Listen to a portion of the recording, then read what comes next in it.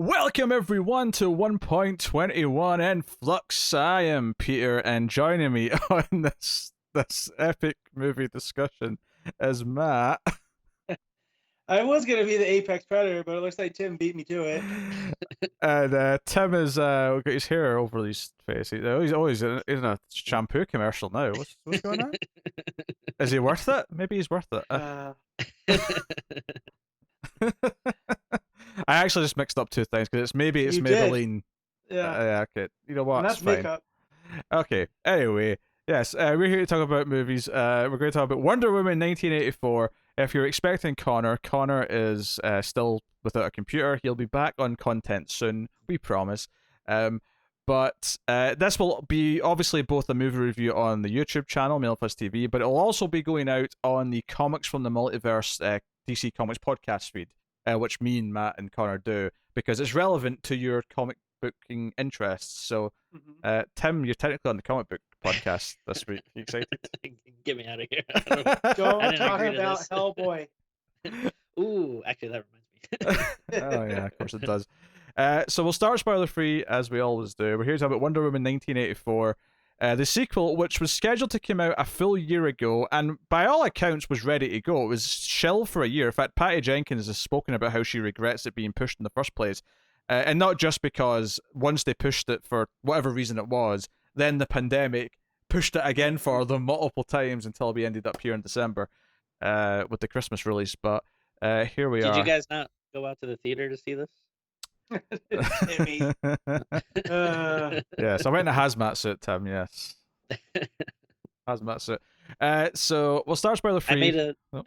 I made a wish that I could watch this on the big screen, but then I immediately regretted it.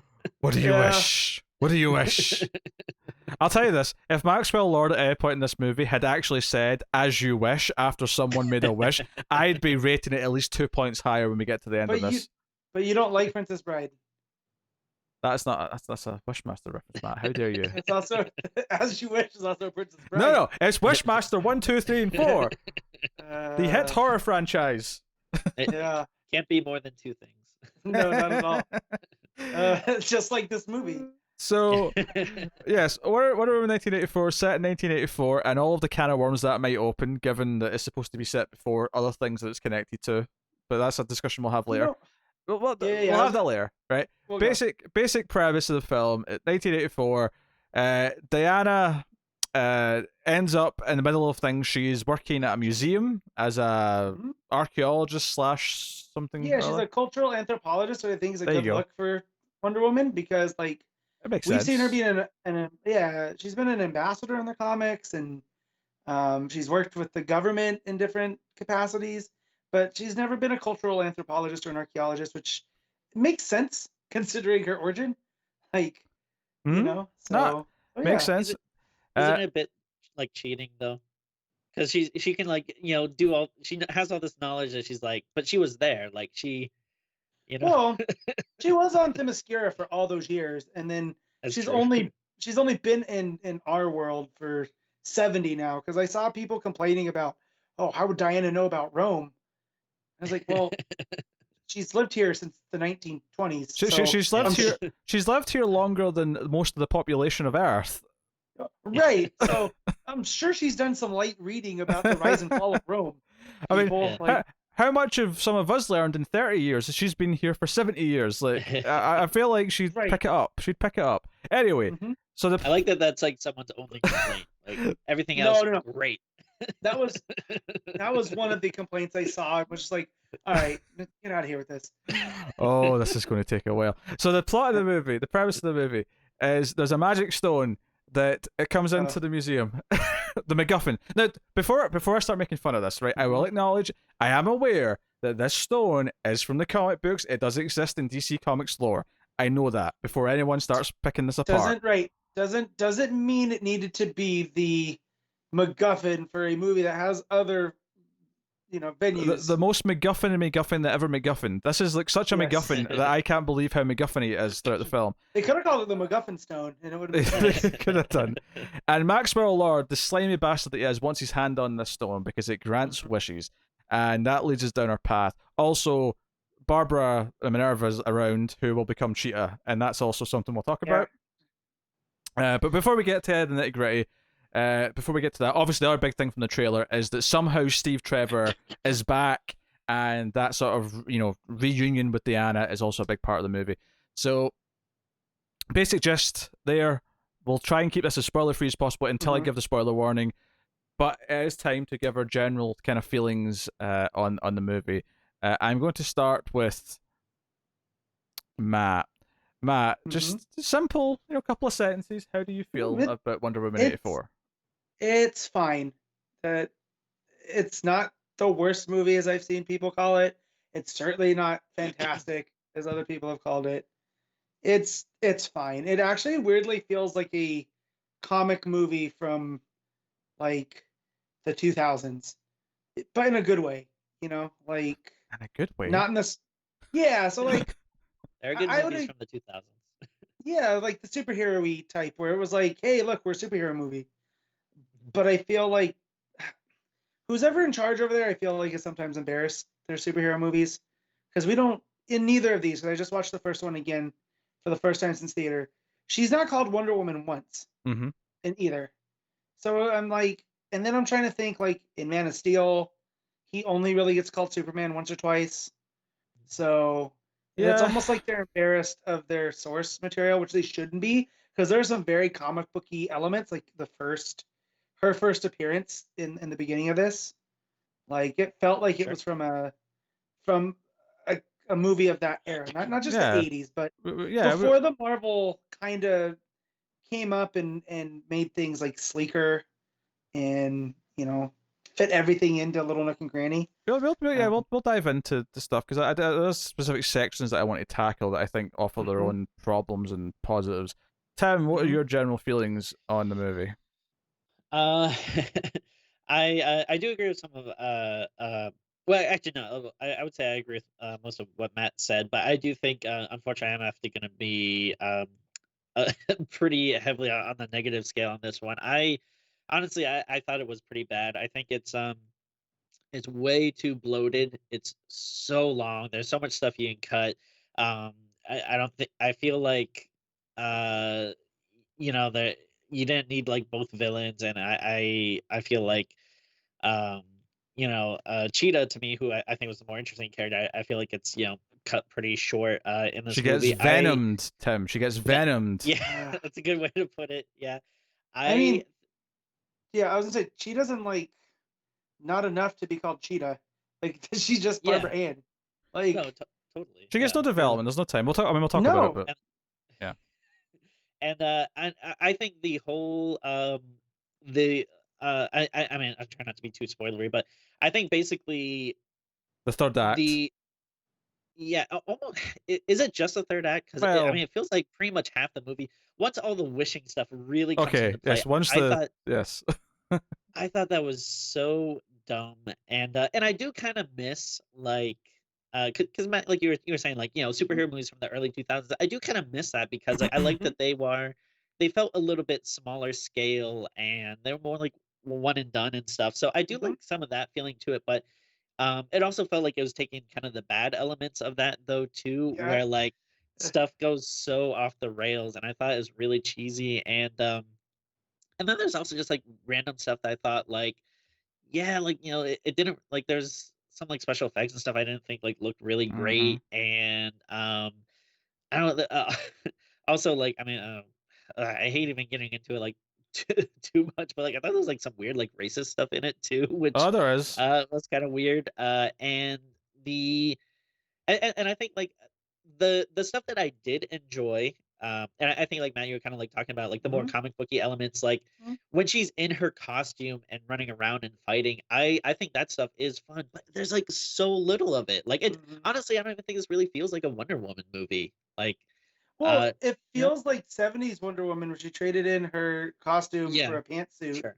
Yeah. And they did this like radical version of her, which for at the time is like, okay, that's an interesting take, but in like her second full feature, like I kind of want to see her do the lasso stuff more. Just on the costumes, I hate the gold suit with every fiber of my being. It looks like trash. You're right, Tim. That's the Kingdom Come costume, right? Yeah, but that's her. Like, was that ever like a thing? Like, other than Kingdom Come, though, was that ever in the comics? Did she ever wear it, or not that I'm not a Wonder Woman scholar. Like the depths of mine really begin and end with Greg Rucka, because that's like my favorite take. Me too. Yeah. So like, not that I'm aware of, but I don't mind it because given the reason through the movie. No, like, let me make this clear. It's not the conceptual thing with the suit that I have a problem with. It looks like trash. The CG on it is terrible. Like, so much of it is CG, even when she's just standing there. It looks compared to who she's fighting in that scene, I'll take that gold suit. I mean, I just 9 times out of 10. Also, it's just one color. It just isn't as it's just not as interesting as the regular colors of the outfit. Which, as Tim pointed out, we only get to see maybe like 3 scenes in the whole movie. 2 or 3 times. It's really spread out. But I will say, compared to, because again, I just watched the first one, I appreciate how vibrant the colors are in this one. It's not like that dark and drab. It feels like it's gotten away from the Snyder look of the universe, which is one of the few positives I'd give it. Which, to get on to my general feelings. Well, wait, 2 last. Okay. Just 2 more quick things. I do just kind of want to finalize real quick, and then we'll hear you. But and then and for the record too, I guess I don't know if we really talked about it, but I actually like the first Wonder Woman movie quite a bit. So I don't want to sound like I'm coming out of like, no, or something, but yeah.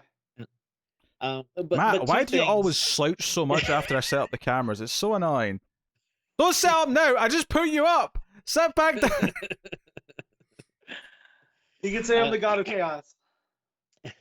But 2 things. One of which I think is probably going to make Matt mad. But I'll start off with the safer thing first, which is I don't understand why this is in 1984. Like, to me, there was absolutely, they don't like play with the time setting at all. Like, there's no 80s music. There's like a few jokes here and there, but they really don't feel like they're taking advantage of the setting. I disagree because of what the message of the movie is and how it plays in, which we'll get into with the spoilery aspects. Because I feel like the setting of 84, it's really key in American development towards a certain way. And I feel it played with that well.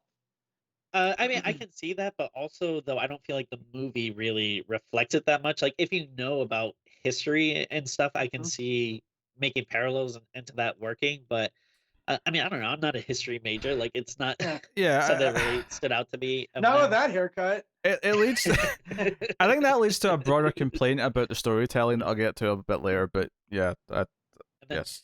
Second point. All right, so the second point, which I'm sorry, Matt, you're gonna probably reach through the internet and strangle me, but dear. I don't understand the appeal of Chris Pine. I think he is. I think he's so. I think he's so boring, and I think he's definitely a lot better in the first movie. But here, he really felt like he was phoning it in, and I just felt like I don't understand why they. If you're gonna bring him back, at least I think do like more interesting stuff with them and at least have like a reason. I think ultimately the point of him being back was kind of pointless and dumb. And did not enjoy it. His eyes freaked me out too. I did like his performance in this though. Like, especially in the scene where he's putting everything together. I thought he's really charming and funny. Like, and he doesn't get to be that because in the first one, he's this self-serious pilot spy, which I've never heard ever, but except in that comic book movie. And here, though, I felt like he got to like just be a little bit goofier and have more fun, which these movies desperately need. Because, I mean, when I think about the ones I like want to watch again, there's not a lot of them. I agree. I think it would have worked better for me if, I don't know, that felt like, I don't know, if it was woven into the movie more naturally, but I think because of everything going on, it just always felt like an afterthought. Like, it'd be like, oh yeah, we forgot that these two are doing stuff. Let's have them say something really funny real quick. Felt tacked on. It's a lot. This movie, and not just with the runtime or whatever, because weirdly I didn't feel the runtime in this one like I did in the first. But there's a lot going on, and you do lose characters for big chunks. Whereas almost like this would have been fine if it was like a 3-episode miniseries on HBO Max, but it's not. It's a movie. It's cohesive. So well, to get to my general thoughts then, my my trying of trying to tell you both to just give me a couple of quick sentences clearly backfired immensely. So everything I said was one run-on sentence. Yeah, of course, yes. A lot of colons and commas, and yes. So, as I'm watching it, right, the first like 20, 30 minutes, not even 30, just 20 minutes, right? So the opening sort of cheesier stuff, I'm like, okay, this is a little bit of a weird tone, like Whiplash, because the first movie and the rest of the in-universe movies don't feel anything like this, but I can kind of appreciate what it's doing. As it went on, though, the pacing of this movie, like Act 1 feels like it lasts forever. It's like we're like way over an hour into the movie before we even start to even think about progressing the plot, because there's so much stuff to introduce that it takes so long to get there.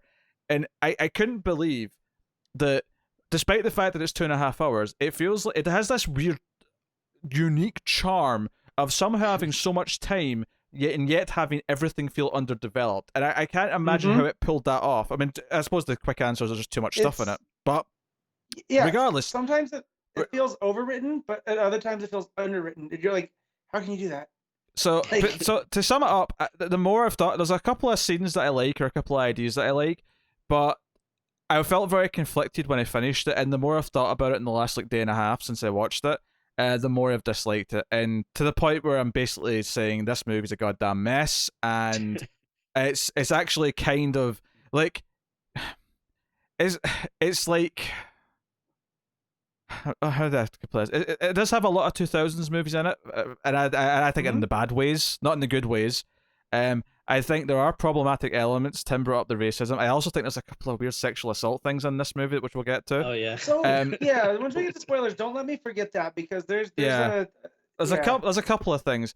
And then on top of that, I do think that it seems to return to this time where the villains have no weight behind them. There is almost nothing. I mean, Maxwell Lord gets a decent amount of time, but I don't really feel like he ever really sold me. Like his crux, his like emotional crux of the film that it tries to play up towards the end. I'm like, you didn't like set this up enough. I don't care about this relationship. But shut up. It was too little, too late. Yeah. It feels like you're waiting long stretches between the action, which is fine if the plot's interesting or whatever. But it feels like a series of comic book movie tropes and cliches, that some of which I thought we'd left long behind, and I was glad to think they were gone. Some of which just seem to be persisting no matter what.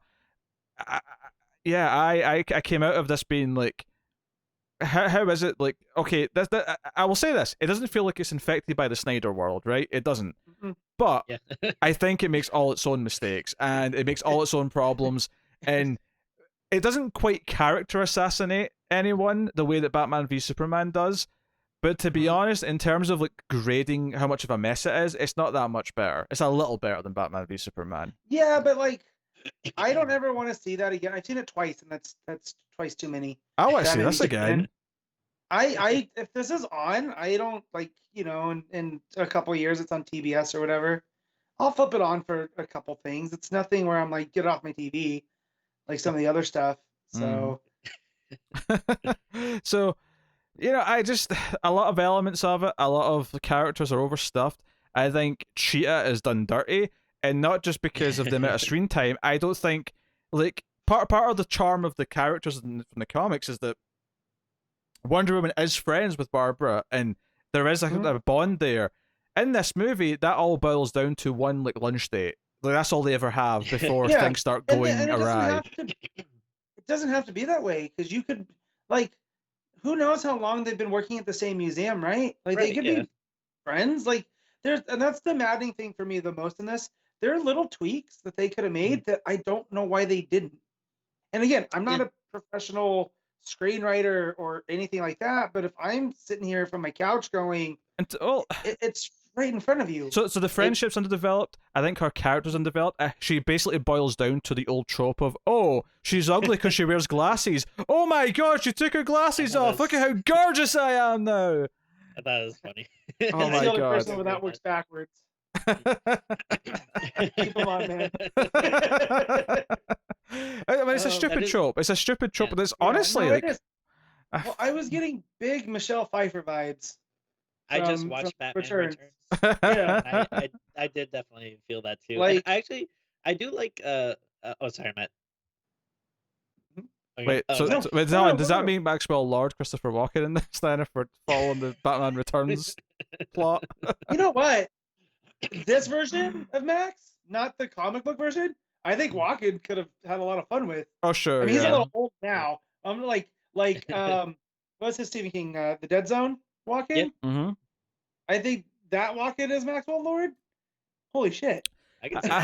I believe that when Christopher Walken's talking to me, that he is convincing me to do something against my will, because that's just how he talks. So I think he would go hand in hand with a telepath. Yeah.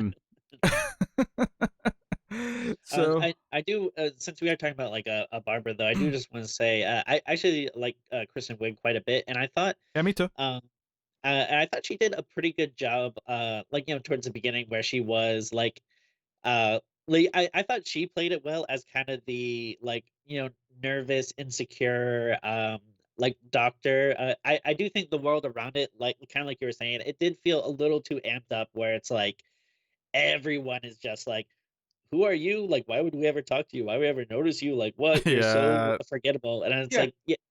So tropey. Get out of here, Uggo. Yeah. And her progression, her progression's so annoying. And the reason why she becomes, quote unquote cheetah is just so like rushed so they can fit it in the movie, which is why it feels Venomized to me. As a cheetah fan, hold on real quick. I was gonna say, as a cheetah fan, I was very disappointed in this origin, and not because it's not from Wonder Woman issue 8 by Greg Rucka and Focus Effley, but just because it feels like this could have been any villain. Like this could have been any. It didn't have to be Cheetah. There's no reason that she becomes Cheetah. This feels like Venom, or it feels like Electro from Amazing Spider-Man 2. It feels like any of these bad superhero villains. But at least Electro had his birthday forgotten by Spider-Man. I get it. I kid you not. I was like 99.9% sure at some point we were gonna hear her say, "I wish I was a cheetah."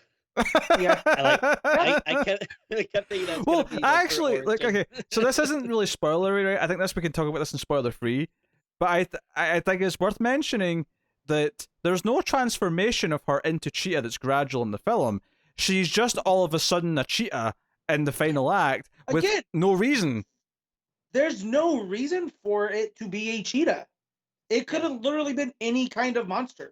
She could have been Crocodile Woman at the end. She did say she liked cheetah print. She did say that at one point. That was it. She looked at the shoes. Diana's walking around in cheetah print high heels, and she's like, "Ooh, I like those shoes." That is your origin. That is why she's a cheetah. Because the thing is, the comic book character is so like nuanced, I think, at least with the better writers. I mean, talk about Greg Rucka and stuff like that. Where it's like so much of it's this fight to like her to regain her humanity, and like you can change why she becomes cheetah in a movie. I won't really care as long as I actually care about the character and the idea that like they're fighting for her humanity, and that never even remotely is there. And the fact that she has a familiarity with Diana, like it could be in some versions it's a rivalry where like she just doesn't like Wonder Woman existing because it steps on what she's trying to do, versus the newer one, which like Pete said is a little bit more nuanced, and there's a tragedy to the character that I was expecting when you bring in Kristen Wiig.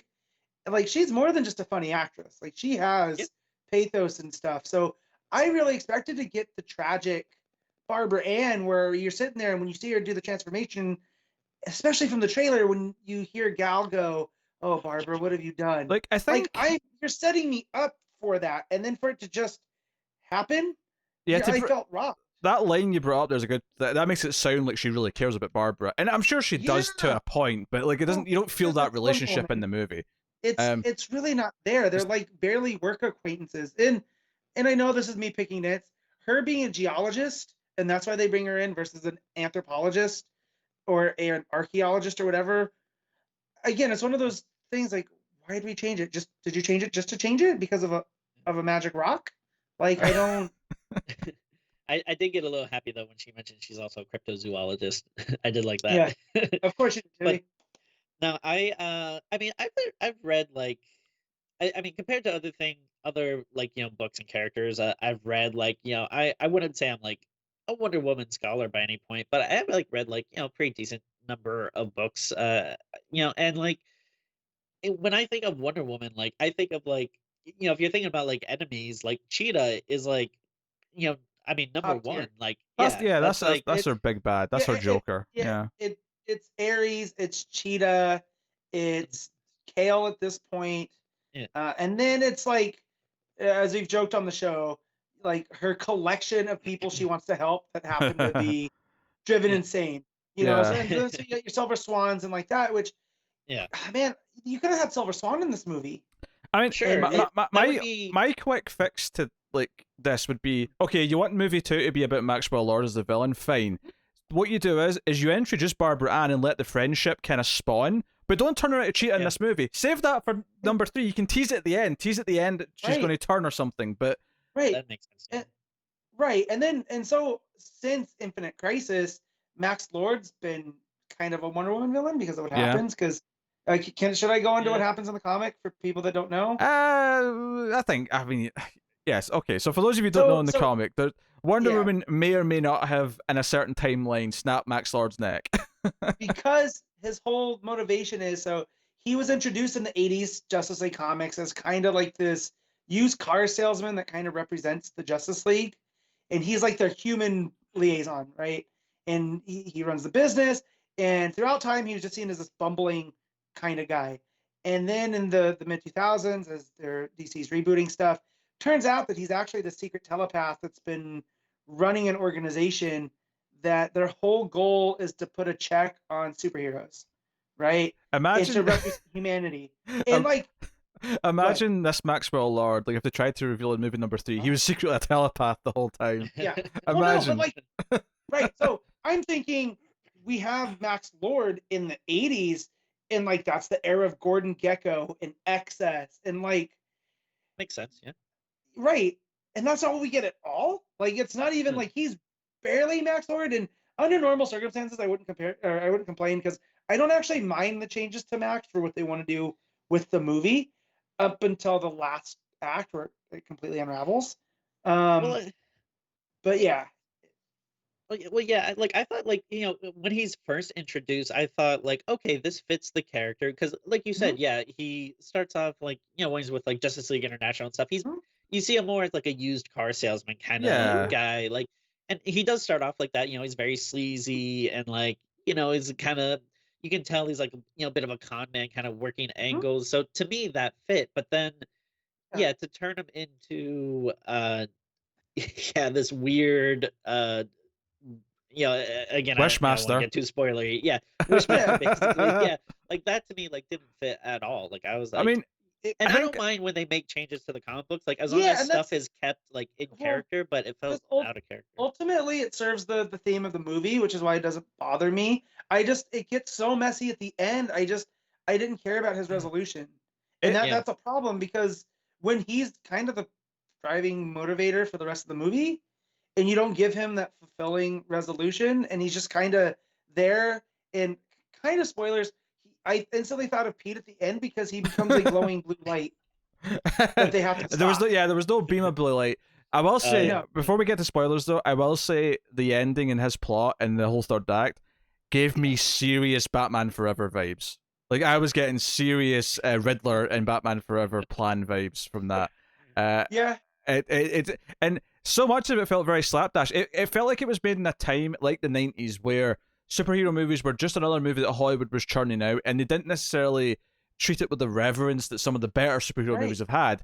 And I felt that throughout this whole thing. And it's really sad because there's some moments in this movie that I really like, because the opening scene sort of in the mall where they tease that Wonder Woman's running around saving people, and you don't quite see her. The camera's keeping her out of frame until the big reveal, and it's very colorful. And I'm almost convinced that mall's the same set as Stranger Things season 3. It looked very similar. I think so, because I was talking to Ashley about it. I go, do you think they just found some dead mall, or do you think there's like a dead mall that Hollywood has co-opted when they need a set decorate like the 80s because it has the old bones? Because it did feel like that mall. It was the central area where all the escalators looked. But again, it feels like, I mean, a lot of malls have a similar look, so it could also just be whatever. But there's an area, as someone that, like, when I travel, I like to go search out the old buildings, because here in Vegas we knock everything down, right? So like when I've gone to Southern California and some of these malls that were built in the late 70s, early 80s, they have a different vibe than the current malls that are being built. And this one felt very much like that. So yeah, so maybe Pete's right that they just found one that was similar, and that's just the way it is. But no, it felt very much the same. But I love the tiara toss, which that I think comes from the Linda Carter show, which is super cool. And like they were having fun in that first scene, and I got really hopeful. Yeah, they do it a couple of times. Good. She's using the lasso in a fun way. There is a lot of weird things here set in a movie. Just to look at from the context of the shared universe for a second, even though it doesn't feel super relevant anymore. But there is a couple of things where no one's supposed to know who she is in present day DCU, because when she appeared in Batman v Superman, I was like, oh, who is this mystery woman? But this movie, she's riding around saving people in costume, like causing international incidents. Yeah, and there's a big thing which I can't spoil yet, but there's a big thing that doesn't really track with the the other movies that are set later, which we'll talk about. You mean Warner Brothers didn't have a plan? I would never claim such a thing, Matt. How to do you? And again, I always feel like I have to predicate this being a DC fan who I enjoy more of the Marvel movies than I don't, right? Like I like that brand, and they didn't have to ape Marvel. Like you don't have to have this 20 film structure, but you can let them be their own thing. And I just felt up until Shazam, they were all trying to fit into this mold that didn't fit each individual character. So I'm very happy that Wonder Woman 84 felt like uniquely its own thing. Like they took chances that I don't think they would have if Justice League had landed the way it was supposed to, while that is true, it also has to be good, and I don't think this movie is at all on its own merits, admittedly, as opposed to because it's tied to anything else. If anything, if you do care remotely about the shared universe, this movie doesn't even seem even remotely concerned with tying to anything, which is fine. Whatever, I don't really care about that at this point. This might, I don't know, it might be a little insulting or something, but like, I mean, one thing I'll give it is like it's certainly memorable. Like it is, and like in the slog of superhero movies that come out, like I much rather have something like this than I'm trying to think of one. I can't off the top of my head. Like the second Ant-Man and Wasp or something, or like not saying that it's like a bad movie or anything, but I just feel like it's very forgettable. Because it has to fit a formula that we're used to now with our Marvel movies, or even like Doctor Strange. I'd much rather have this than Doctor Strange. Because Doctor Strange was another origin that was just kind of like, okay, you're underutilizing Mads Mikkelsen again. Like, come on. Here, I don't feel any of the actors outside of some aspects of Barbara Ann, but are really misused, because I really like Pedro Pascal as Max Lord. Now, it's not technically the Max Lord I was expecting, but I didn't think he was bad in the role. I think one of the biggest problems with this movie, actually, looking at it from a perspective of the cast, is that I think the reason why they insisted on bringing Payne back is because Gal Gadot is okay at what she does, but she's not really good enough to carry a movie on her own. And I think they wanted Payne back to help co-carry it. The problem is that the way he comes back is just shoehorned in, leads to a lot of problems. It feels tacked on. And on top of that, though, the entire supporting cast, one of the better parts of the original movie, because of the time difference, they're all gone. So there's no supporting cast for Wonder Woman. If they're lucky, they're in a retirement home. Yes, if they're lucky. They should have brought in Ferdinand. Well, again, like this would be the movie to bring in a Minotaur. Well, he's not a Minotaur. I forget what he exactly is, because he's not. It's a different thing. Yeah, to bring in the Minotaur chef that works at the museum. But I did like Wonder Woman. They relocated her from London to DC, or to Washington DC. And then as opposed to what, Boston, DC? No, because DC like comics. I just had to clarify. But I did like that she went to work for the Smithsonian, because I think when she was introduced in BVS, when I tried to read that movie, she is like some type of like antique dealer. Yeah, antiques, or maybe an art dealer or something like that. Yeah, there was that kind of field. So I do like that tie that Diana does have an appreciation for art, and like that's part of what she protects, and even down to when the armor gets introduced, it's like this focal. I'd probably expand it and say she's interested in preserving culture. I'd say that's what she's particularly into. Right, and that's actually a really good. Like, I'm surprised they haven't used that in the comics at this point. But yeah. Yeah, as far as other spoiler-free stuff goes, Cheetah is by far the worst visual effect, but there is a couple other dodgy ones that stick out for sure. There's a weird quick running effect, which I think they could do with never using again. I really feel like they were testing out the Flash, and we're like, okay, we don't have to use this. Like, The plot does have some really stupid moments in it as well. Some really weird leaps in logic. There's some just dumb movie stuff that feels Michael Bay-esque and how stupid it is at times. In fact, there's actually one of the things that's really stupid. You can almost directly tie in a way to a scene from Transformers Revenge of the Fallen, because it's actually set in the same place. Yeah. So there's a lot of just absurd, stupid movie stuff in this, and it's just I don't know. I That's where it really felt like an '80s movie, though. I felt like, and sometimes not in a good way.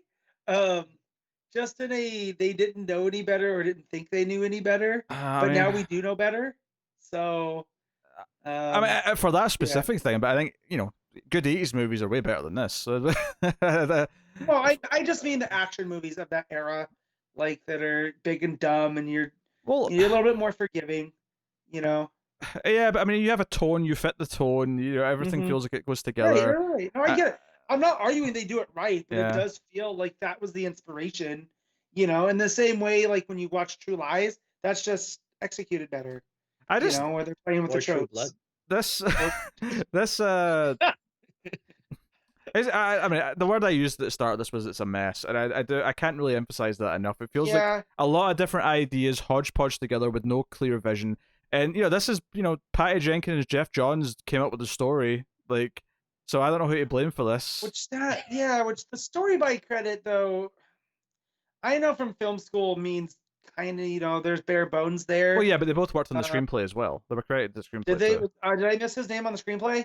I saw like 4 names. Yeah, I think it was those two plus another writer or two for the screenplay. Well, because this is so. I had a friend say that they would love to see the director's cut of this, and I go, bro, this is her name's. He has a producer credit, a writer credit, a story by credit, and the director's credit. Like, I'm pretty sure this is the movie Patty Jenkins wanted to make, for all warts and all, which is a little bit troubling, but I still like her. That was the thing. I think after Wonder Woman, which has a really bad third act, right, but otherwise was welcomed fairly positively, I think we came out of that going, well, she probably had her hands tied by the studio to do some generic things. So it's as good as it is because of her, but the problems are probably the studio's fault. I'm not convinced of that now, having seen this, because I feel like she had more control in this one, which makes me think that maybe the studio actually kept her in check in the first one a little bit. Which, she is doing the Rogue Squadron movie, and I know how, Star Wars is with their stuff, and, Rise of Skywalker notwithstanding, because, things have happened with that one. So I feel like we'll know. If that third act falls apart in that movie, we'll kind of know by that point. We'll know in Wonder Woman 3, because I just saw it tweeted out just before we started. Apparently, Warner Bros. Are fast-tracking Wonder Woman 3 with Patty Jenkins coming back to direct. Maybe they don't need to fast-track it. Maybe they need to stop and think about it. Yeah, stop and think, yes. After some of the tropes in this, I don't need to see a Dr. Psycho done by this team. I really don't. Because that could be honestly, given the scene set in Egypt, I'm actually really worried about Black Adam now. So I would be, but I don't know. The Rock tends to be a little bit more careful about his projects. Does he? He's been in some shit. Yeah, but not that it's been as problematic. Maybe not problematic, but he's in some shit. Yeah. So, because I said that I had a thought that after seeing what they did to Barbara Ann, and she was an archaeologist, I'm a little bit worried about Carter Hall and Black Adam now. Just because, is he going to be a geologist too? Like, is this what we're doing now? We're baiting and switching. All the cultural sciences are one and the same to Hollywood. Hey, kids love gemstones. That's a big thing. Yeah, I mean, I did see Uncut Gems a year ago today. I do know that. Hey, that's a better movie than this one. Well, of course. That movie, I went from watching that movie, leaving the theater, felt like I had ran 2 miles because my heart was going so hard. I know. So, it's watching amazing. this on the couch and being happy that it was over because the third act just unravels so hard. I was like, okay, cool, it's over. I don't know. There's something. There's some sort of whiplash you get mentally when you see a movie that has Adam Sandler in it, but it's actually really good. You're like, what? What's happening? Don't act like you don't love Billy Madison, Pete. Sandman can bring it when he wants to. Sandman. Hey, Timmy, did you like Hubie Halloween? I kind of loved it. Oh gosh, it's not good, but yeah. I had a lot of fun. No, you know what you're getting into. Yeah. Oh no, I didn't watch it, but oh no. Yeah, no, Pete, don't, because I know how you're gonna feel about it. Okay. No. Okay. I didn't want to see it, but then I was like, I'm seeing people talk kind of positively about it. Maybe I need to watch it. Yeah. And I enjoyed it. All right. Well, to keep this on track, back to Wonder Woman. As far as anything else, spoiler free. Hans Zimmer does the music. He actually doesn't use the main theme that much, which is good because it sucks. What's notable though, and I'll talk about it more in spoilers because the scene it accompanies is very spoilery, but it's really interesting to me that Adagio and D minor, I think it is, but it's a track from the Sunshine score, which was then used in Kick-Ass and was then used in an episode of The Walking Dead. It's basically become something that movies and TV just use as if it's a song, but it's actually a score. It's and it's used in a big scene in this, and I actually smiled as it started to play because I'm like, oh, I like this track, and it's just kind of weird how it's become adopted Which by. Scene was that in? I can't say. It's full spoiler. Okay, it's a spoiler scene. Okay. Okay, big spoiler scene. So yeah, I just think it's funny that some people might leave the theater thinking, oh, that was a good bit. Hans Zimmer did a good track there, I guess. Like, well, Hans Zimmer's great, but that wasn't his. that track was not his. No one's leaving the theater saying that. Shut up. How dare you? Well, not in 2020. No, I did notice the guitar and drum solo of her theme was toned down. But yeah. That was refreshing because it's all over that first movie, and it's like nails on a chalkboard because it does not fit World War One at all. Well, I think what's funny is that Hans Zimmer's the one who came up with that, so it's interesting to me that he's the one who toned it down and said, no, too much of this. Yeah. So, that's what I thought it was not in the best taste when they started playing WAP during the final battle. But what are you gonna do? There was a lot of water involved, though, Jimmy. Oh dear. Oh dear. Well, I think we're about to. That's like a popular song with the kids, Pete. I'm sure you. Yes, I have no idea. I have no idea about that. No, Pete listens to that on full loud so the neighbors hear it. Like he loves. Hey, I found out today, Matt, that Tim still rips music off of his CD so he can put it onto his MP3 player or phone or whatever. Do what makes you happy, bud. Hell yeah. See, Matt's gonna be. I mean, Matt, I'm sure you agree with this. Like, I mean, I'm similar to you, where like I'm still listening to like my same like Newfound Glory CDs from high school. So like I'm not gonna. I don't want to buy it again. I'm wearing a Glory shirt right here. Like, right, yeah. No, Matt. No, the question is not are you still listening to the same albums? The question is, are you still listening to the music from that same disc, that same actual CD that you had in high school? When I'm in the car, yes, because I still have a CD player. Okay. All right. If I have it, yes. Or if like my Bluetooth connector dies and the battery's dead, then yes. Okay. All right. Just check. Anyway. We're not all Patreon billionaires that can just like buy the same album over and over again. Can't have Hans Zimmer come to our house. No one buys albums anymore. It's all just streaming for a monthly price. No, people buy records and then use them as art on the vinyl has been the hipsters like their vinyl, okay? But like cassettes too. No one plays cassettes. Everyone hates cassettes. Shut up. Real quick, Pete was having a discussion yesterday about his Blu-rays suddenly not working, which then made me remember on one of the shows I listened to, the guy talks about how he watches old 80s horror VHSs. And I'm like, wait, how do those have a longer shelf life than a Blu-ray? Well, I think it doesn't make sense. I mean, it depends if you watch them because they do wear down. The more you watch them, the more the picture goes. So they do have a shelf life. It just depends on how often you're watching. Yeah. And how blurry you're willing to let it go. All right. A weird thing I was thinking of, and then this will be the last thing on the topic, but like I was thinking about the other day about how when I would like walk, to the bus stop to school, how I used to listen to like a portable CD player and just like I was just thinking about like how were my pockets that big that like that you could fit like it was like that like versus now like the phone, which is so I remember the jacket pockets being quite big, probably intentionally to accommodate such devices that people had. Okay, so we'll get to spoilers. I'll thank our patron producers before we go to spoilers, though. So thank you to Tyler Hess, Cindy Palacios, David Short, Born Now, Al Treisman, Christopher Moy, Brett Williams, and David Brown. Thank you to you guys. They are all $20 or more at patreon.com/MailFuzzTV, where you can go yourself and support us for as little as $1 per month and help keep all the content coming. You get early access to some stuff, you get some bonus episodes.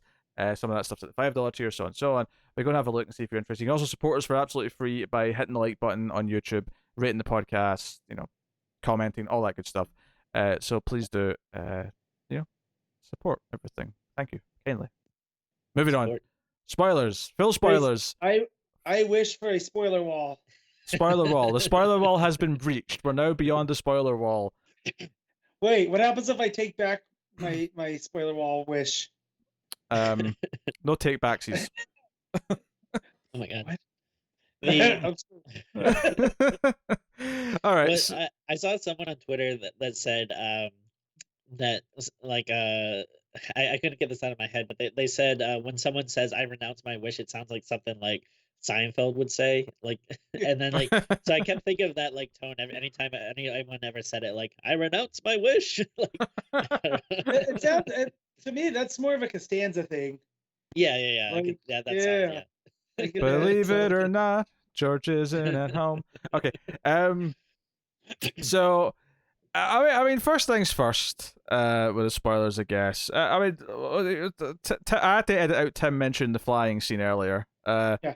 So I realized that was such a big reveal. No, I like it as a spoiler because to me, whether or not Wonder Woman can fly is so 50-50 depending on which comic era you're reading, or like does she fly in the animated series? I can't remember, but sometimes she does and sometimes she doesn't. So I wasn't sure if the movies were going to go there. Yeah. And this is the big thing: she learns to fly in 1984, but apparently has forgotten how to do that come Justice League and Batman v Superman time. But whatever. That said, the scene in which she learns to do this, where she sort of like jumps into the air and the sunshine music starts playing, the Adagio in D minor. I think that's what it's called anyway. That is legitimately one of my favorite scenes of the movie because it's just a beautiful moment and everything's so blue, the colors are vivid, and she's flying in her outfit. It feels like a really nice moment where she's learning to fly. And I thought, I really like this scene. It's one of the few moments in the movie where I forgot about everything I hated and just enjoyed the scene because I thought it was really well done on its own. That was about it, I think. I thought it looked pretty bad. I could tell it was fake.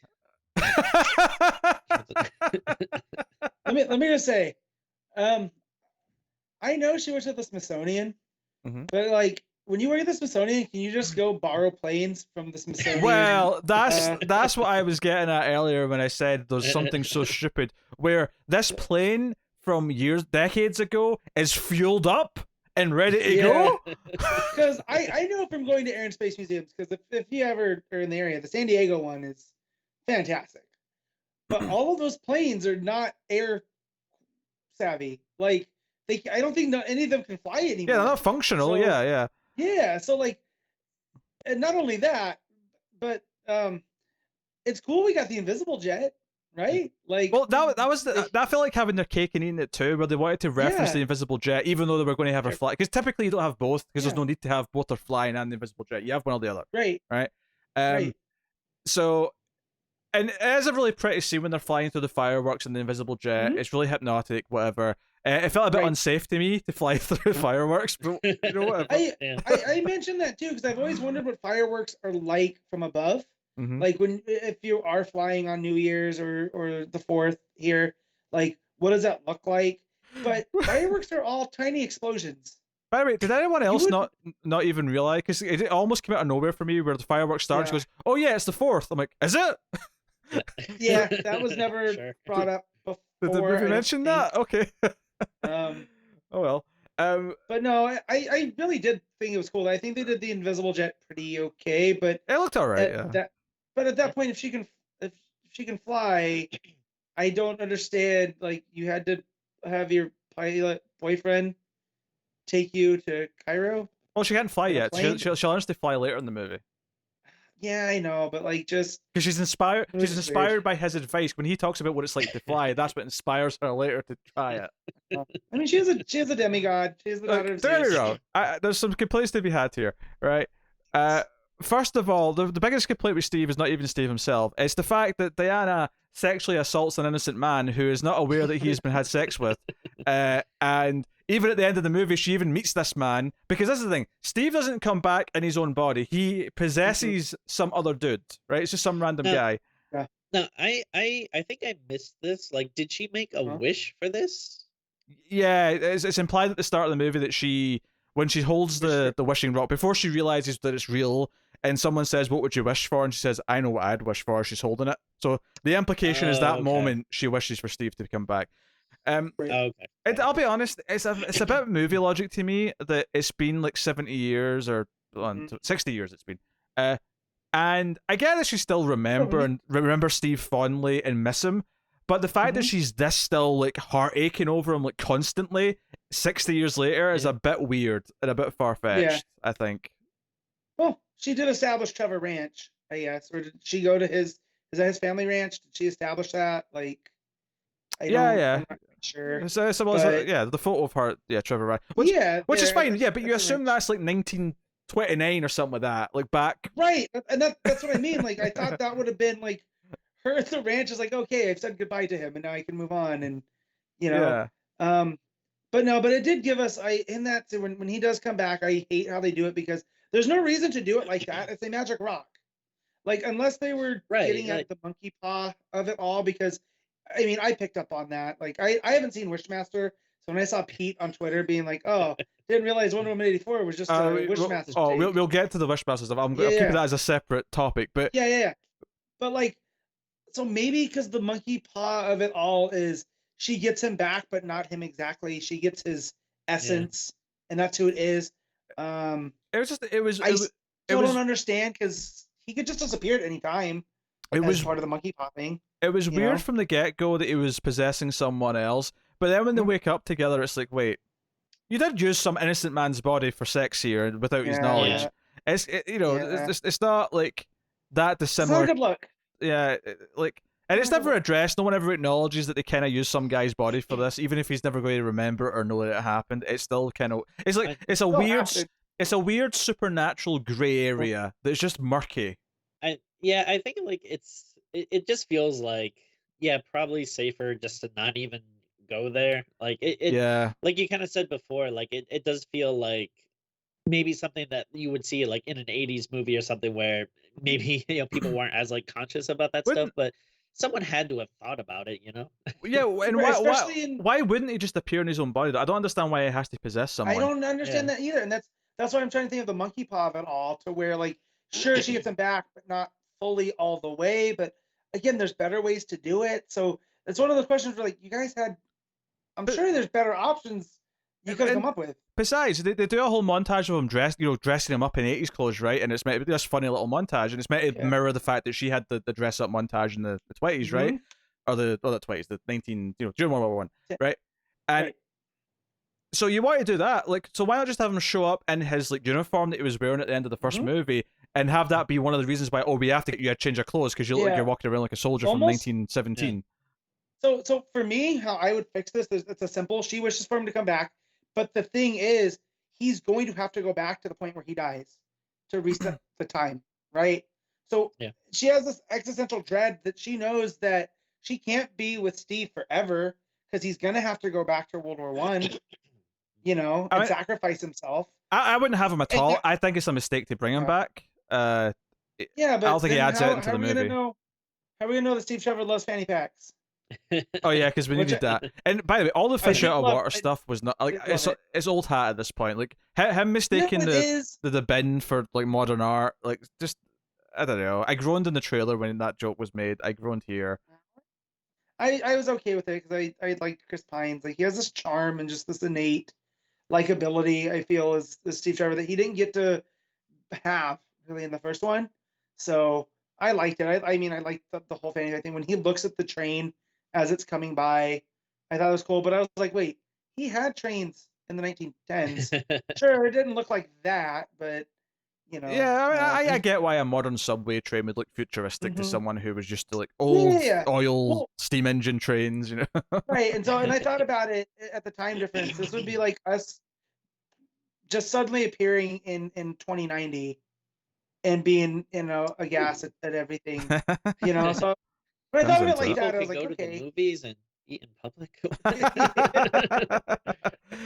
Anyway, to bring this back round to I guess just Stephen, or actually, I want to go back to sexual assault. Unfortunately, there's more to be said on this subject. Unfortunately, were you guys aware that every man in the 80s was just a horny monster that would take advantage of a woman? Well, that's not what I was any chance where I was going, but yes, that was a bit of a trend in this movie. But the specific example that we have to talk about here that is a bit odd. So Barbara Ann is walking home from her dinner date or lunch date with Wonder Woman, right, with Diana, and this drunk guy starts harassing her, and there's nothing wrong with this scene on its own. That it's a bit cliched, but other than that, there's nothing actually wrong with it. Where he kind of starts to grab at her, Diana shows up and throws him, across the bench or whatever, and it's like, okay, she saved the day, no biggie, right? It's a typical scene. Later on, when Barbara's starting to get her super strength and she's starting to be more, because she wishes she's more like Wonder Woman, right? And there's a scene where she's like strutting around, and we've done all the cliches of her taking her glasses off, walking around. Everyone thinks she's sexy now, whatever. There's a scene where she's walking through the street all high and mighty, and she passes this same drunk guy, and she recognizes him, turns to him, and then he kind of recognizes her, and he starts to kind of confront her again, and starts to get gropey again. And this time she kicks him away. The problem here is that her kick here that shoves him away like halfway down the street is not really any more forceful than what Diana did earlier on when she was protecting her. And yet for some reason the score goes dun, dun, as if like she's evil now. She just hit a sexual predator across the street. She's evil. I'm like, why is the music telling this is a bad guy? She just knocked a bad guy on his ass. It'd be different. Like, see if she went too far and she was like going all Michael Myers and putting her thumbs in his eyes. And that's why I thought the cheetah thing, like, this is part of her wish, that the dark side of it is like, it's this power is corrupting her, and that's what makes Diana different with her powers, right? And we didn't even get any of that. Like, there's none of that. Like, what drives her to become more brutal? I don't know. I thought it was very misguided, the way it treated that scene. Yeah, and well, I think Pete, though, like I agree. Yeah, the music is like telling you that she's evil, but I mean, I think the character's doing it as well, because like it's not like she's like, oh my god, I can't believe what I did. Like, she's looking at him like she wants to kill him. Like, she has a very evil look. Because this is the second time in what? Yeah. Oh, totally. 4 days. I mean, that this dude. Yeah, it's understandable for a start that she does sort of feel this level of hatred for him. But I think, too, that just sort of extends into the problem where she does kind of become really murdery looking, like, very quickly with almost no arc. It's just like, all of a sudden... Right. And I guess, yes, they're trying to do this thing where she's losing her humanity. That's the price she's paying for having these powers. Which could be a way to do the cheetah thing where you're trying to fight for humanity to come back. The problem is, though, is that the wish, because it's such a monkey's paw thing, it's not like in the comics where her humanity's still in there and can be appealed to. Because of this magic stone has done this to her humanity is literally gone. It's more like Angel on the hit television show Buffy the Vampire Slayer. When he loses his soul, it's just physically not there. So until the spell's been rescinded, humanity's just not there. It's gone. So it's, I don't know, a bunch of weird elements like that. And I mean, we've basically talked about every cheetah scene at this point, because after this she's got well, and that's the main problem. So when she finally does become cheetah, it's not fulfilling, because there was no setup about her even, like, she's I want to be an apex predator. Again, that could literally be anything. She could have become Orca. She could have become Killer Croc. There's so many apex predators that aren't cheetahs. And it also breaks the rule of the movie, because the movie is very specific about how everyone only gets one wish, and yet somehow she seems to get a second wish that turns her into a cheetah, which, just on a visuals perspective, forgetting the bad CGI, it looks far too colorless. It looks like she's grey as opposed to ginger, which is supposed to look. Cheetahs aren't there.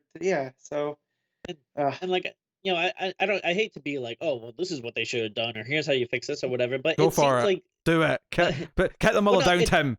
Go on. It just seems like this would have been an easy fix, where, like, all you had to do was like have something with her at the beginning with like a cheetah statue and be like, oh, there's a god that I'm interested in that's like, the god of cheetahs, or like, just like something like that to have some setup. Right, and that's Barbara Ann in any type of origin in the comics. Is she has a knowledge of different gods or cultures or whatever, and that's how she ends up becoming this half cheetah woman, and then blames Diana. So again, if she could turn around and blame Diana for her becoming this monster, I would understand the rage that she has towards her. Versus here, it's just like, I'm a bad guy now. Yeah, her entire motivation in the back half of the movie is that Diana's trying to reverse the wishes, therefore she'll lose her power, so she shows up to protect Maxwell Lord, and she just shows up and fights Diana, and that's basically it. That's the whole thing. Which, by the way, did we have to do the trope? Which I'm never going to call it a trope. I actually typically quite like the story of the superhero losing their powers and getting them back. It is old hat, but this movie does it so nonchalantly, as almost like a side thing, that I kept forgetting she was losing her powers. Well, it's so nuanced because it starts with she can't break the lock when they're breaking into the hangar that they're going into, which I thought, okay, that's weird, because they never overtly talk about her losing her powers like that. Yeah, it's just kind of, like it was kind of lost on me. Like, I didn't really understand that's what was happening. I thought she was just having some trouble with some things until they were very specifically like, oh no, you're losing your powers. I was like, oh, okay, that's it wasn't until because she gets shot and then she kind of fairly acknowledges that, wait, this is not supposed to affect me as much as this. So was it that the Dreamstone was sapping her actual power and giving it to Barbara Ann? Or is it her wish for bringing Steve back? What is it tied to? It's just the direct monkey's paw of that's what she's given up for Steve. Because she gets her powers back as soon as she gets rid of Steve, as soon as she rescinds her wish. Which that's because that's the thing, is that anyone can rescind her wish at any time, apparently. Renounce my wish. Yes. There's that scene where she sort of leaves him behind and runs off, and that's when she goes to the flying scene, and it's like... And then the actual guy in his body appears and goes, hey, what's happening? Yeah. Hey, you Wonder Woman? Why is he from Brooklyn? I don't know. Why not?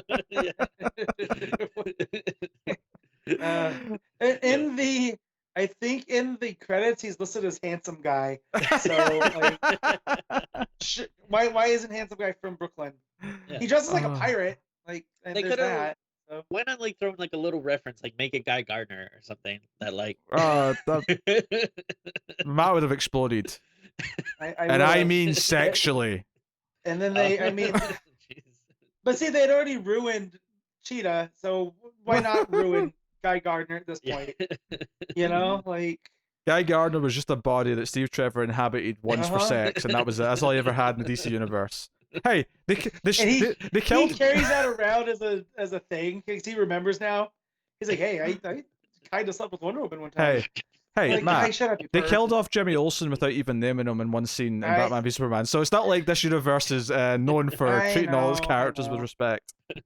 I know, but Cheetah, that whole thing it bummed me out because again, I knew it wasn't going to be, my ideal Cheetah origin, but I thought it would be close because there's pieces there from the trailer. Again, the Barbara Ann, what have you done? Like, there's a tragedy there, or even like I kind of wanted a werewolf style transformation to Cheetah.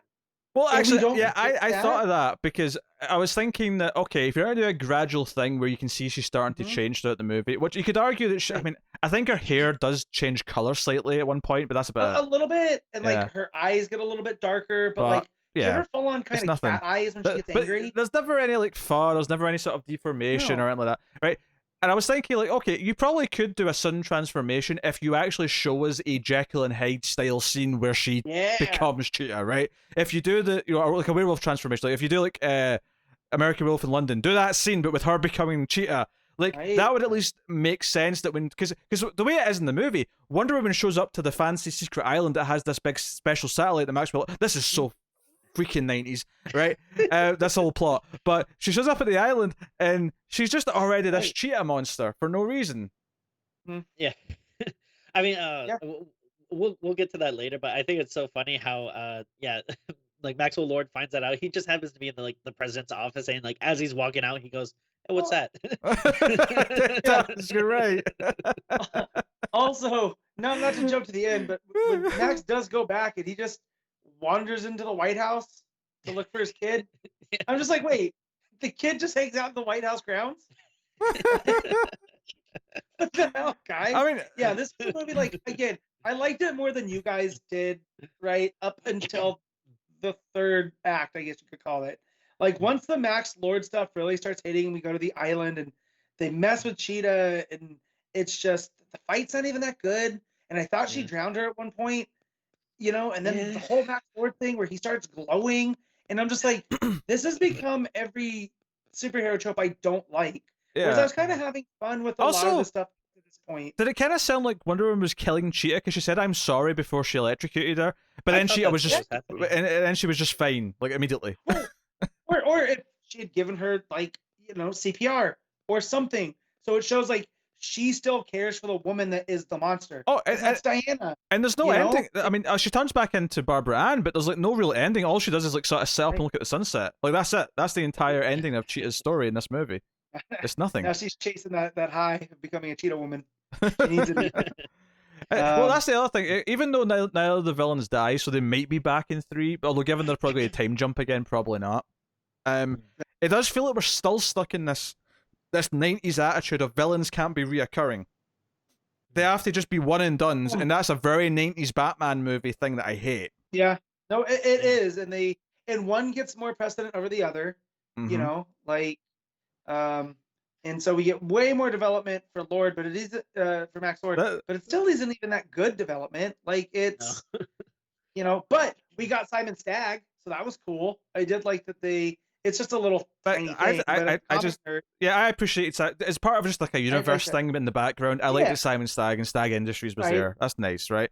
I did like that. I don't think I recognize him. Oh, it's just a DC thing that's around. Yeah. He's an evil, like, CEO type when you need it, and his son-in-law is Metamorpho. So yeah. So most recently he was in the Terrifics. Yeah. So like, so the fact that that was the guy that was bankrolling the company, which I still don't understand how Max Lord was working it. He was like, see, before we move on, I just really. Compare it to 90s Batman movies. Just made me think of something, like a statement that I want to say that's really sad, but I think is true. I think Poison Ivy and Batman Robin is a better Poison Ivy than the Cheetah is in this Wonder Woman movie. Well, she is. No, she is, because she is Pamela Isley that gets, but through tragedy, through the green or plant powers. As goofy as it is, it is overplayed for the silly sexuality as it is. It's still more Poison Ivy than this Cheetah is Cheetah. Yeah, so she's go ahead. I got a question. The Max Lord's company, was it like Black something? Black Gold, but with double C's instead of a K. Yeah, and was that like a reference to something? Like, I kept thinking. I don't think so.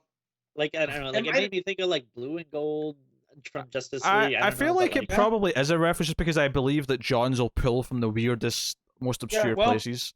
He did notice, which it did get a reaction from me when Diana said, "Yeah, we need like Guardians of Hope and Love." And I was like, that's a Johns. That's a Johns thing right there. But yeah, I'm gonna look up this Black Gold, because I still don't understand how that company worked, because he was gonna be like, yeah, you give me your money and I'm gonna invest into oil and then we'll all be rich. Which again was the thing I appreciated most about the movie, was it was this take on the cultural excesses of the 80s. Like when we look back on it with the whole Wall Street thing, and like it's the beginning scene with her where she's going through DC and people are just kind of, to boil that down into just sort of the core theme that I think I actually like that the movie's trying to do, although it fails miserably, is the whole idea that all of that is about deceiving people and convincing us of something that's not true. So the idea of the theme of the movie being truth, and the idea that the whole ending is that Wonder Woman has to convince everyone that only truth is important, and that's what the prologue scene, because they want Hippolyta back for a scene.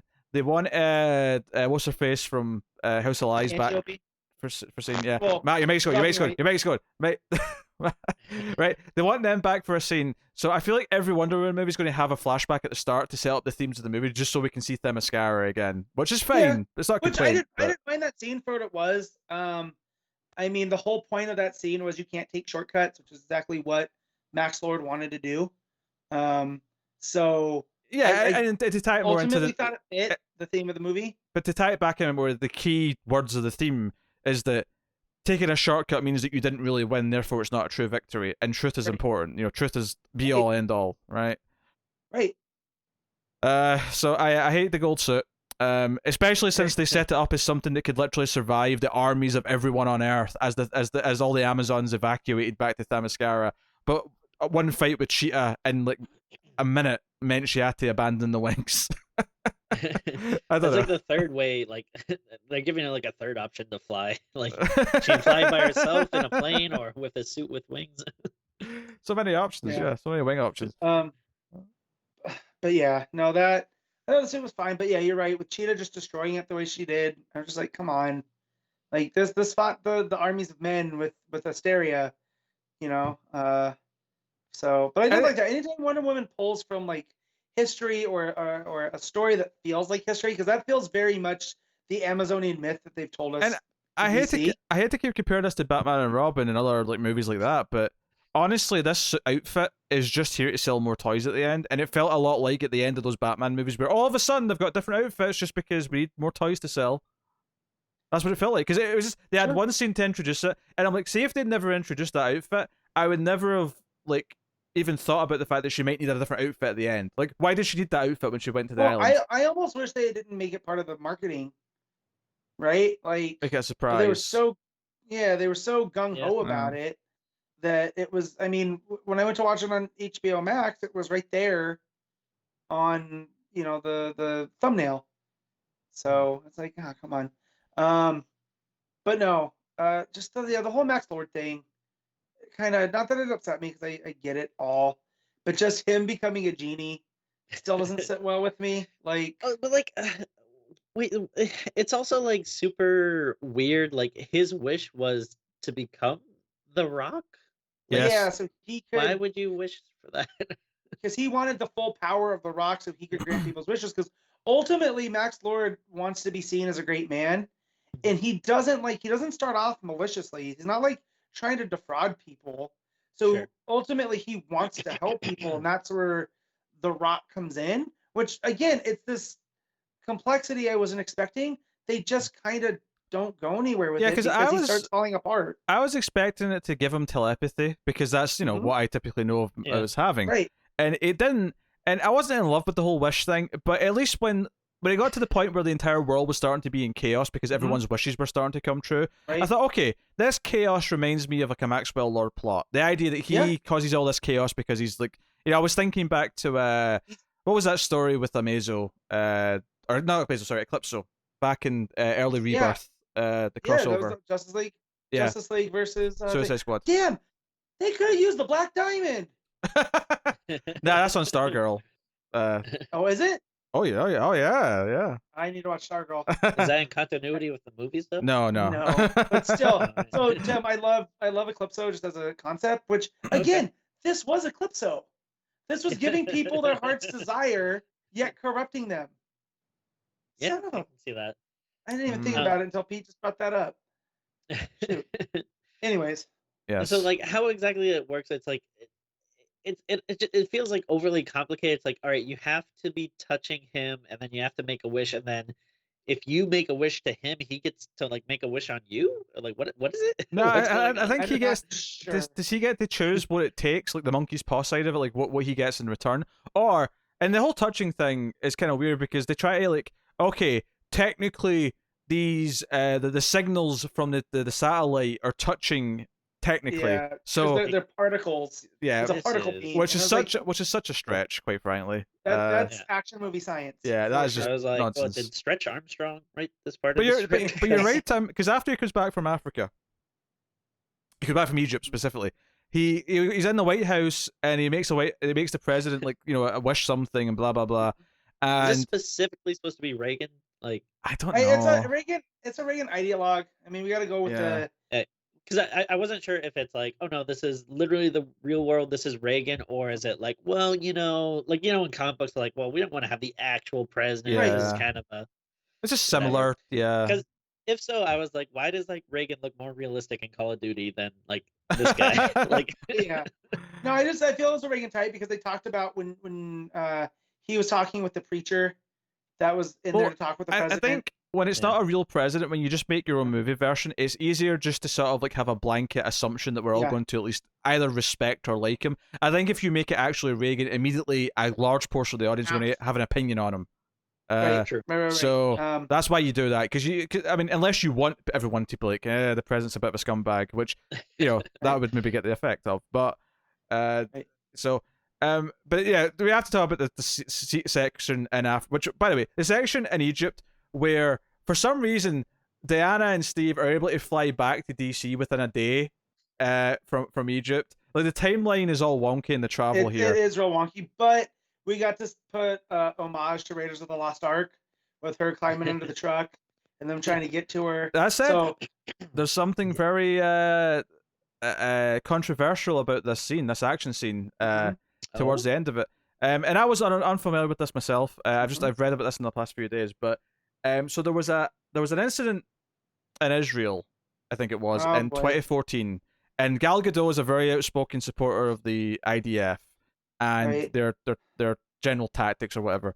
But there was an incident where some children were killed in a missile attack in a street.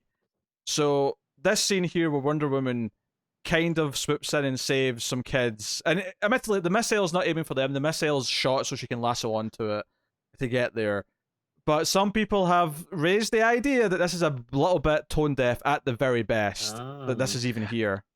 I could see that, but again, it's Wonder Woman saving people.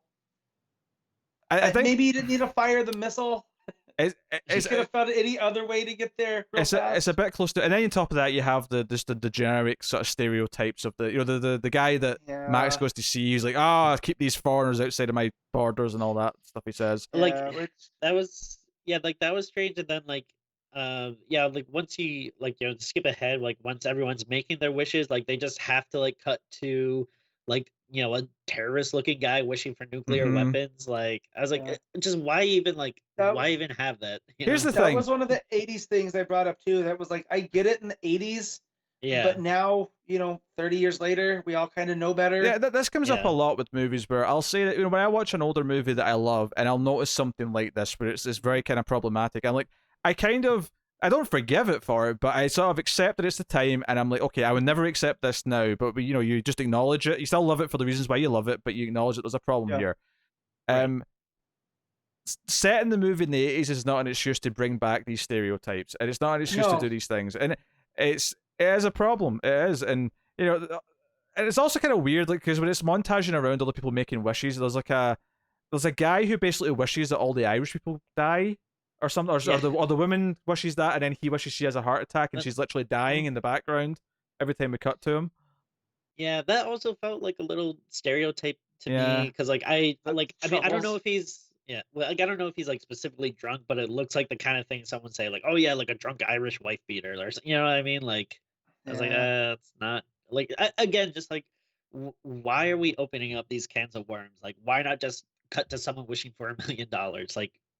Most people would be doing.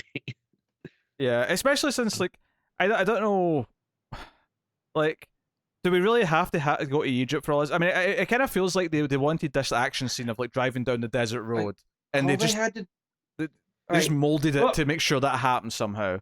Well, they wanted the image of the pyramids, right? Because you got to know, But again, why not make this Iraq or Kandak or something, or Kandak? Or any of the Middle Eastern fictional that DC has, and then you can even sure, that doesn't excuse the overgeneralization of certain cultures, but at least it's not Egypt, So I don't know, and that's again, it's these things that when I see Johns' name tied to, I'm wondering how much input he actually had. Because it doesn't feel like that stuff he could have changed. Yeah, because the worry is this because he didn't have enough input, or is this because he had too much? Is it more his fault? Because that's even more worrying in a lot of ways. Because then I read 3 Jokers, and it's probably one of the things I've least from him, and now it makes me wonder here, has he lost it? Does he not have his fastball anymore? I don't know. It's a weird thing, but I guess a different medium. That said, Stargirl was pretty good for the most part, and I am looking forward to Well, maybe 2. that's taking all of his energy. Yeah. Who knows? I mean, the fact now that you told me the Black Diamond's involved, now I have admittedly, that's more of a tease for season 2. So but still, it's there. You know what I mean? Like that's also a character he's very like close to. Like, yeah, of course, yeah. So of course that's getting all of his energy. But again, the dude came from movies. Like he was Richard Donner's assistant. So like he knows better in certain stuff. So like that's where I would believe that in a movie context he has a lot more people to answer to than a TV show where he's the showrunner. So exactly, that does make some sense. But at the same time, he could be equally responsible for some of this bad stuff. So either way, yeah, he could be, right. And Jenkins too. I mean, her name's all over this. Oh, absolutely. So she shouldn't be able to get out scot free. Yeah, it's weird. So yeah, the Maxwell Lord stuff. Obviously, it's a fight at the White House between Wonder Woman and she's not Cheetah yet. It's just Barbara Ann with super strength. But yeah, and I did like her telling Steve, "Don't hurt them. It's not their fault." Yeah, which is I very appreciate Max that. Lordy, because he'll take over people's minds, and the superheroes have to not hurt those people. You know, which I did like. Do you wonder? Do you wonder if they avoided the telepathy thing because they were worried it'd be too close to the season 1 of Jessica Jones with maybe the villain in that? Maybe, or they just have this idea for like an 80s wish thing, because maybe. That to me, the wish thing goes more with the theme of the movie of the truth and whatnot. It does, yeah. Than telepathy. So to be fair though, when Max makes people believe certain things, and then like, truth's still a big factor in that. You could just change it a little bit to make it work. Again, you could change this, but again, for the theme of the movie, I don't think it's necessarily as bad, because we still got some Max Lordy tropes here. I mean, had they had his nose start bleeding, I would have preferred it more than his eye with the massive sty, or his ear falling off. Like, he starts to become a ghoul from from stuff. So yeah, and I think it was a little bit weird that like I like the reveal at the end where Wonder Woman makes this big speech as he's like standing, absorbing all the power from everyone making their wishes, and it is the reveal that she's got the lasso on the camera, the idea that she's telling the world the truth. It makes everyone rescind their wishes. Okay, fine, right? I'm okay with the lasso secretly attached to something. Also, I know humans, and not every human's gonna renounce their wish. No, not at all. I'm on social media. I see the worst of it. So. You would be lucky if you got 40%. Yeah. You would be. I mean, some wishes, but they're all bad. Like there was that one guy who wished for a farm, and then it's the Bunky's Paw part was that it just appeared like a bunch of cows just appeared in the middle of the street. It's like, okay, that wasn't a nasty wish. Like he wants a farm. No. That's fine. But again, it speaks to the selfish, the excess culture and all this type of stuff. So again, but yeah, that whole thing. I love the truth aspect of Wonder Woman, but I still feel that was a little bit too. It falls flat at the end because they don't earn it, and it feels poorly written and just slapdash. I like the intent of it. I don't think it actually works. And that's a shame. Is there any bits or things? I mean, we've not talked about that we should. I did like her going through the pictures. You had the picture with her with old Etta. Sure, okay, sure. Cool. Oh, actually, really nice. I hated that they just go to someone for the research scene where they explain that this stone has destroyed civilizations in the past. That was weird. She works at a museum. She works at the Smithsonian. Literally, any of them, of the scientists that work there, could have been like, "Hey, I found this thing. Hey, thanks, random research scientist." Like, no, we had to go find this weird dude that lives in a shack, like, yeah, that was there's an almost like fun, good movie in here if you don't let certain things bother you. But like, it left me going like, why did you guys do that? Like, there's certain decisions that, like, just sitting from my couch, I feel like certain tweaks, and it changes the movie for the better. So it's very baffling to me when you get movies like this, which, like, I think even someone that like enjoyed the movie, I feel like you'd have to like recognize that there is like very obvious flaws, just like in terms of like structure and pacing and and that kind of stuff. Like, so and again, it's not like these are like typical, the people involved, like it's not like typical filmmakers that you think would deliver something like this. So it's just I don't know. It's very surprising to me, on like the, that. I mean, I don't even know if I've mentioned that it's 2.5 hours long, yeah, which is far too long. Yeah. But just on the pacing and the structure, I mean, I talked about Act 1 being super long and it taking tons of time to set things up. Just to put that in perspective, I think when I checked the runtime around the Egypt section, that was like 90 minutes into the movie. Yeah. That's how, like, it takes so much time to introduce Steve coming back, to introduce Cheetah and Maxwell Lord going around to all his business meetings and getting... Because without even talking about the fact that there's like a 10-minute section where he's trying to like get to the stone because it's in Barbara's office and they're at a party and he's kind of trying to get there and he seduces her. He seduces Barbara. Yeah, like, which again, that's part of kind of for Barbara at a point, because she is kind of that nerdy trope, right? Like, it's there, not that it's right or whatever, or that that's all Warner Brother DC movies tend to do. Like, there's a whole... I'm looking forward to Suicide Squad and Batman because I really like the directors involved in them. But this has confirmed to me that I should have no faith in Warner Brothers DC movies on a blanket state because, quite frankly, like, even away from the Snyderiness of the other movies that have came before now, this clearly proves that they don't have an idea of what they're really doing as a whole, and it's going to be case-by-case basis. And this, unfortunately, one that felt like a more of a safe bet because the first movie, with some complaints, was overall pretty good. And I feel like they shit the bed. I can't believe like how much of a train wreck this is. It almost makes you wonder what the reasons for pushing it were. Yeah. It was almost like they had a little bit of less faith in it than they thought, so that's why they could keep kicking it. So they couldn't like at least like improve the CG on Cheetah in the year that it was delayed. Right. That's not. I was gonna make a joke earlier, and then we kind of steamrolled it, but like, so a J.J. Abrams produced Superman movie does nothing for you, Pete? JJ's movie career's not been the most, like, I mean, it's had some highs, but it's had some serious lows. I know. That's why I said it. Which I'm excited just because I want a good Superman movie. I'm holding out hope that I'm going to get one in my lifetime. I do feel like, and I'm not saying that everyone who said they enjoyed this is this way. I'm not. So don't think this is me insulting you if you like this movie. But I do feel there's a very extreme portion of the internet, and I see this with the CW shows a lot as well, is that just having a costume and some character names is enough to please some people. Whereas, no, this is great. How dare you badmouth this? You're just a hater. You're just a hater because you don't like everything that's shoveled to you. I see this on social media a lot too, especially when it comes to Star Wars. There's a contingent of people that hate stuff no matter what. And then there's the opposite contingent who, because the contingent hates something, now they have to love it. They have to love everything. And it's like, well, now you guys are making it hard to have a discussion because, like, I want to talk about this movie and what worked and what didn't work, but all I saw was the most, like, vitriolic, like, this is a terrible movie and I can't believe I wasted time, to, oh my God, this is the best Warner Brothers DC movie they've made. And I'm like, where's the middle? Because that's where I feel, and even Pete's, where he called it a mess and stuff, I felt like coming into this, I thought he was going to be more positive on it. So at least, Pete, you had nuance in your opinion on it. I like to think I usually do. It's a frustrating thing because, like, and I want to make this clear as well because I feel like there's a risk. Now, admittedly, they're fast tracking 3, and presumably at least enough people have signed up for HBO Max that they're seeing this as a success. But there was a worry that if one of these movies came out, if Wonder Woman 84 came out or Black Widow comes out, and I think Black Widow's pretty safe because it's Marvel's pretty safe at this point.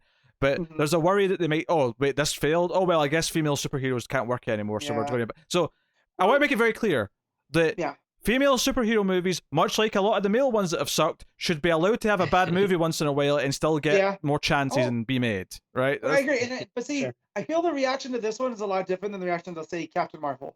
Because I feel there was a built-in people that wanted to hate Captain Marvel for existing, no matter what. Oh, Captain Marvel's better than this. There's no doubt in my mind. Yeah, for sure. It's a, but that movie still has problems. It has problems, we should be allowed to talk about the problems, like you just said, with like the problems that were in Spider-Man: Far From Home. Right? I do think with certain movies, there's like a contingent of people who need it to be good because it represents something to them or it's important to them. And any critique of it whatsoever is try to like speak against that, and it's not. Like, I think for Captain Marvel, there's people who want to hate it because they're just like misogynist assholes, and then there's people who won't accept any critique because to them it's like, oh, it's really important that they finally had a character like this on the big screen. I think Captain Marvel is a decent movie with some really good stuff, but some kind of weird stuff as well. Yeah, it's very mid-range Marvel movie. But like, it's not. But this is a mess. This is just a straight up mess. Yeah. Oh no, this is again.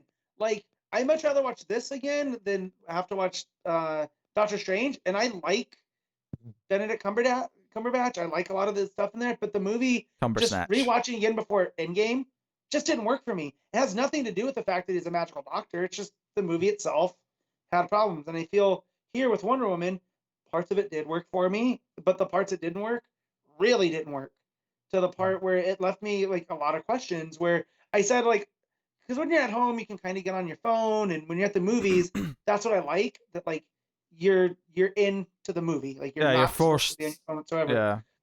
So for the first about 45 minutes, I stayed off my phone. But as more weird stuff started happening through this, I started to go and check some certain things, and it just was like, it couldn't even hold my attention that long, which is, I think, a problem. Yeah, around the 40-45 minute mark, the pacing really started to feel a bit iffy to me. I think about halfway through, we stopped to take our dogs on a walk, and then when we got back, I was like, all right, let's finish this up. And then I looked at the runtime, I was like, how do I have an hour left? How is that possible? Well, see, but then there's something like I watched Chef this morning. I woke up, and I've been in a very Jon Favreau mood, after the Mando and whatnot. And I forgot how much of that movie, because of the pacing, is him before he has the food truck. And like, it's paced super well, that when it was almost over, I was like, wait, how do I only have 10 minutes left? Right? Granted, that's a 90-minute movie. And it's I mean, honestly, a big problem with modern movies in general is the idea of momentum and pacing, because there's so many movies that feel like they're just kind of like, sluggishly moving along until things kind of happen. And it's a lost art form to a lot of directors for some reason. But it is. Yeah. But anyway, I feel like we've more or less talked about everything. No, we haven't. Sorry, Tim. Yes. Wishmaster. Well, what about my favorite DC character, Alistair? Oh, oh yes, mid-credit sequence. Okay, yes. Wait, no, I thought you were talking about the kid. Yeah, the kid, Alistair. Oh, the kid. All right. Asteria. Asteria is the who. Yeah. Okay, so maybe we shouldn't have had two characters with some very similar names. Which I learned after I wrote a script in intro to screenwriting, where I had a Joe and a John. The teacher was like, maybe give them different names that start with different letters. That aren't so similar. Joe. Yeah, there you go. Yeah, so they had a Linda Carter cameo in the mid-credit scene. Sure. I liked it. That's fine. I thought that was fine. It's fine. Yeah. It was a bit of fan service nod, but whatever. It was harmless. Yeah, but I kind of want that sometimes. Like, I feel like when you have Linda Carter, I think face of Wonder Woman, she should be involved in somewhat. And I think a mid or a post-credit scene is the perfect place for a little bit of this. Like a little bit of it's just a bit of harmless fan service on its own. Doesn't affect the movie that much, No, it doesn't. Or if she would have made her boss at the museum. Something like that, where she's not like a full-on character. Because I liked her showing up on Supergirl when she did. Oh, sure. All the seasons ago. Like, that was a lot of fun. So, but yeah. Hooey. Yeah. Oh, yeah, but I didn't even mention that Max basically gives up because he realizes he wants to be a good father because he's been a shitty dad. Which, by the way, like, they have like two scenes with him, his kid. One where he's nice to him, one where he's kind of a dick. And then at the end, it's like, oh no, I'm sorry. Which, by the way, is he going to face any repercussions for almost ending the world in nuclear holocaust? Because need I remind you that while this is all going on, you literally see people at the Pentagon and stuff like, okay, launch the nukes. Russia's launching theirs. Well, and they're getting nukes out of nowhere. Like, that's part of the plot point is that the Soviets realized they're wishing for nukes. As you wish. As you wish. As the Soviets are getting. Like, oh, they have more nuclear weapons. Now we have to launch a strike. And now we have to have a counter strike. Do you know what I love? I love every time I see nukes being launched from Russia, it's always like in front or behind like a recognizable building. I'm like, really, the nukes are there in the city. They're not like on the outskirts somewhere. They're either in the walls of St. Petersburg or they're at the Kremlin. Those are the only two places it's allowed to be. Or just like a giant bear statue who like the head folds back. And... Because the equivalent is as if it was like launching the nukes in the US if they were coming from behind the White House. That's the equivalent of this. Like, wait, that's not where we keep them? I don't believe so, Matt. No, sorry. I thought they came out of the president's eyes on Mount Washington. Yeah. Mount Rushmore? Tim? Is that what you meant? One thing I want to say, what strikes me about our conversations over the last 90 minutes is how little of it's actually been about Wonder Woman herself. Yeah, that's a shame. It definitely feels like.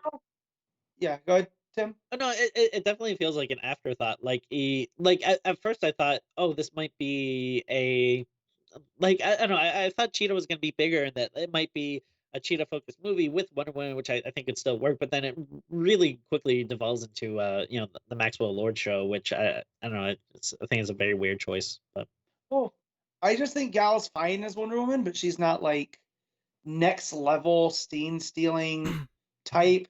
Like, sure. She has a charisma, but it's not the same kind of like scary movie charisma. Yeah, she's supposed to be the lead though. She's supposed to be the protagonist of the story, and like her emotional arc is tied completely to getting over her boyfriend from 60 years ago, which feels a bit of a stretch in the first place as it is. So ultimately, other than a couple of action scenes which aren't that great, and a couple of moments where she learns something new or has a new outfit, it feels fairly superficial. And you compare that to the first movie has a terrible third act. I hate the third act in the first movie. Yeah, but she's more of a character. But you compare it to the movie overall, and in the first movie, her presence makes such a change in everyone around her. She inspires this hope and truth and all these things. That No Man's Land scene is basically perfect.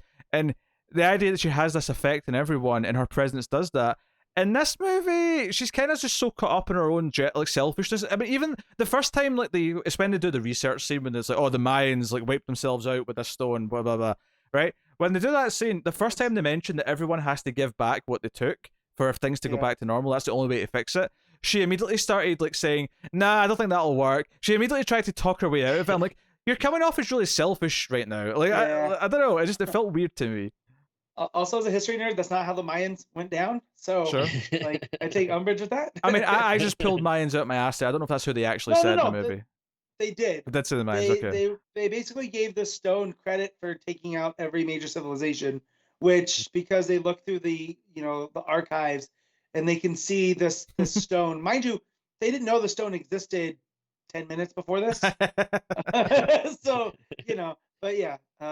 A lot of dumb movie stuff in this. A lot of dumb movie stuff. Yeah, they could have, human greed is what caused the end of these empires, and it's tied to the stone because it gives them everything they want. And boom, it's a fix. I don't understand how this got out without any notes. I really don't. Or maybe these were the notes. If this was the noted version, that's not good. Oh dear. Oh dear. I just got back a copy of the script that said more wishes. Yeah, actually, just to wrap this up before we get to ratings, I did tweet out halfway through the movie that this was basically a Wishmaster reboot to Tim because I thought it was hilarious. Because once it became him asking more people, and he's like, "Do you wish for something?" And I'm like, "This is a Wishmaster scene. This is where Wishmasters try to get him to wish for something." So when we get off before we leave, you guys will have to explain Wishmaster to me because I've never seen it. And the fact that Connor has seen it and I haven't, I feel slighted. But I also don't know if I need to see it. It's a fun watch. I have the 4-disc collection Blu-ray. I'll let you borrow it. We'll get you all wished up. There we go. Oh man! So I'll be honest. Whatever I'm going to rate this now, I would have rated it a whole point higher if after one of the wishes, Maxwell Lord actually went, "I should wish," and really serious, hammy, And he is kind of chewing scenery, but not in that way, not in the maniacal way. No, I thought he was really good. So I think that would have been a little bit weird had he gave that over the top hammy, but I probably would have enjoyed it. So, I don't know. It was really funny how close to a Wishmaster movie it started to become once he started doing all that. But like I say, very there's elements of Batman Forever in here, Batman Returns, Batman and Robin, all the 90s Batman movies for some reason are all of a sudden in this movie. There's elements of Spider-Man 3, I think. There's a lot of, I think the opening sort of fun cheese is a little bit of 70s Wonder Woman mixed with Christopher Reeve Superman, and if it had kept on that track, I might have ended up loving it. I thought I was going to really like this movie in the opening 20 minutes. That's the most I really like the movie is the opening in there because I feel like she's being a superhero, and I feel like we don't get that a lot in these movies. Me too. Weirdly enough, Shazam does it though, but that's the whole point of that movie. Yeah, it was basically that opening and then the learn to fly scene I quite liked. But that was basically it. I like some of the ideas, but there we go. I think we're at time to rate this movie though. Tim, As the non-regular on Comics from the Multiverse, you can go first. What are you rating Wonder Woman 1984 out of 10? Well, first I just want to say that in this movie she works at the Smithsonian, but I don't know, it kind of seems like she is working at the Wish-sonium. I give that pun a 10 out of 10. I knew that was leading to a bad joke. Like, yeah, I can tell by the tone of Tim's voice when he's building up to a bad joke. It just. But yeah, I mean, I hate to do it, but I do feel like I'm gonna have to go fairly low. Again, it's just such a mess. I feel like, I like a lot of the performers in this, but I just feel like the villains and stuff aren't really getting the chance to really embrace the characters and do like fun, interesting stuff. And yeah, like that opening scene is pretty fun, but again, like compared to how much more movie there is, it feels like such a small piece. And then yeah, it's just a lot of like stuff that doesn't work or is like just weird choices. And I feel like a lot of it just doesn't really like look great. And I don't know. And again, I like Wonder Woman. I like the first movie. But yeah, man, this just really didn't do anything for me. And it's not like it's just like stuff that it's like, yeah, this isn't great, but I can see what they're going for here. It's a lot of stuff that's just like, why was this the choice that was made? Like, why'd they do that? Yeah.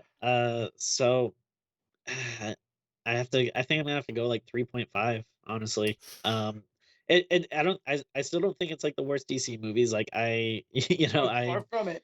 Oh, yeah, Batman v Superman and Suicide Squad are both worse. Yeah, exactly. Yeah. Yeah. But yeah, I mean, again, like to go from like the first movie, which you said the third act had problems, which yeah, I agree, but I still don't think like it was horrible. Like, but I mean, I think the first movie is like a really good example of like a good DC movie, and then to go to this, it's troubling. It's troubling. Yes, I agree. It's troubling. All right. Matt, what are you going to rate the movie out of 10? This is going to sound completely generous after Tim's score.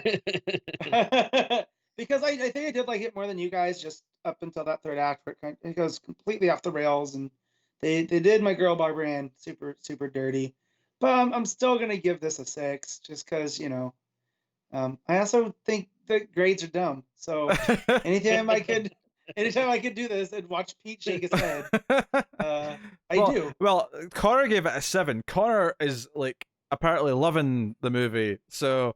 Wow. I could have gotten whiplash reading your guys' two thoughts back to back. But I think it says something that he is by far the most positive out of us. Yeah. By far. I mean him lined up on like Birds of Prey. I don't know how he feels about Shazam because that layabout didn't see it till late. I know. I think me and Pete lined up on Shazam. I like Shazam. But I was way too nice on Aquaman. But Aquaman's the one that the more I think about it, the more I'm like, geez, that thing was a mess. So, See, I think the difference with that is I do think Aquaman is definitely a mess, but I think it's a much more fun mess than this. That's it. Aquaman is me going to Taco Bell going, yeah, I could eat $13 worth of stuff by myself. Then feeling sick afterwards because it was way too much. And you're like, it was fun while it was going on, but now I feel sick. First, I feel like Wonder Woman 84 is like this, it's a mess in a different way. Well, Aquaman, I wasn't super hot on at the time. I think I gave it a 6 when I saw it. I think it's probably more like a 5 or a 4.5 for me now because it kind of went down in my like. The more I've thought about it, like the more I think it has a lot of big problems. I damn near fell asleep during that final CGI war fight underwater because it was just dark and boring to watch. Didn't care about anything going on. But Wonder Woman 84, like I think it's a little bit worse still than Aquaman. So I'm going to ignore the 8 and just give it a 4 out of 10. so I think this is a 4 out of 10, and I hate to say it, I really do. I was hoping it'd be good, there was reason to think it should be good, but unfortunately, it feels like we returned to a different era where like we're just back in the 90s all of a sudden. It's weird. So. I mean, it's not necessarily a bad thing because, like, I do think there is stuff you can appreciate, like, from those earlier movies, and I do like, and again, I think Marvel, creates really fun, interesting, connected movies. But I don't think that has to be like, I don't like it when everyone is just trying to be the same thing. So no, of course not. Yeah. I like the trying to be different, but again, it's if it doesn't work, unfortunately, it has to be different and work. It has to be both of those things because there's always some douchebags in the comments who'll say, "Well, what you want to just be Marvel?" No, I'm not saying that. I want it to be its own unique thing and good. We want it to be Blade. No, we don't. No, shut up, Tim. All right. I wouldn't mind. I like that first Blade a lot. If you made it this far in the review, put the phrase "fanny pack" in the comments. Now, Tim's or sorry, Matt's not used to this part. Tim will show how it's done. Tim, you're going to pose for the thumbnail. Okay. So here we go. 3, 2, 1, pose. And now Matt, for his first time, is going to pose for the thumbnail. The only rule, Matt, is that your head can't go off the top of the screen. Hold on, I gotta put my finger in the right spot. Yes. You have to keep going in. It can't be going off the side. Ah! What are you doing? That's from my thumbnail. No, I need to be able to cut around your head, Matt. I think your head can't be cut. You have to come down a bit. There we go. Right. Okay. Right. 3. Have your hand come in towards the middle a bit. Okay. You can't be cut off the side.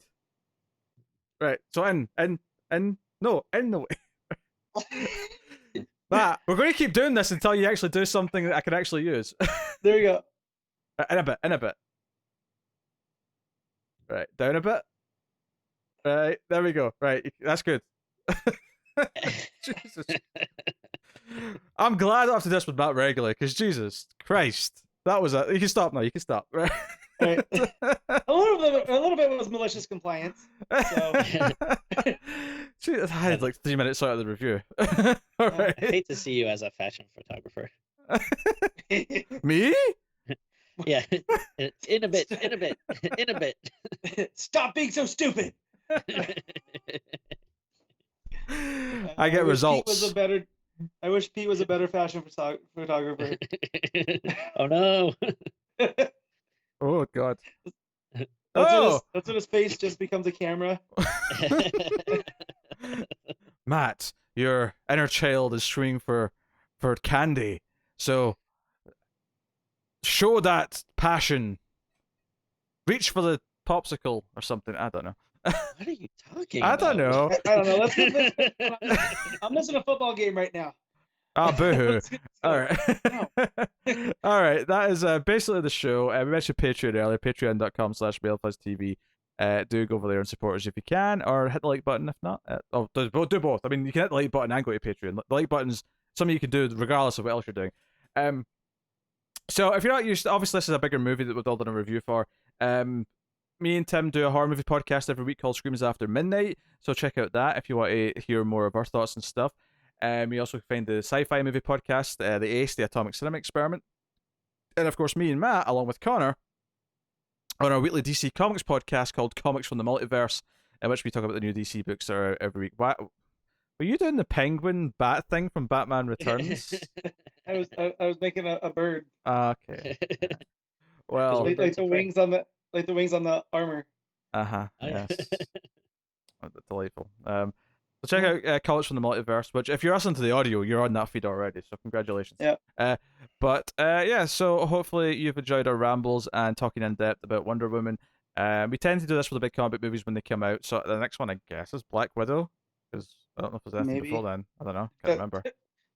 If it comes out. If it ever comes out. If movies come back. But thank you very much for joining us. We always appreciate it. Get us on Twitter at mailed_fuzz for channel updates and everything else. But that is us, so thank you once again. Keep watching movies, and if you can get it, it's always nice to have diplomatic immunity.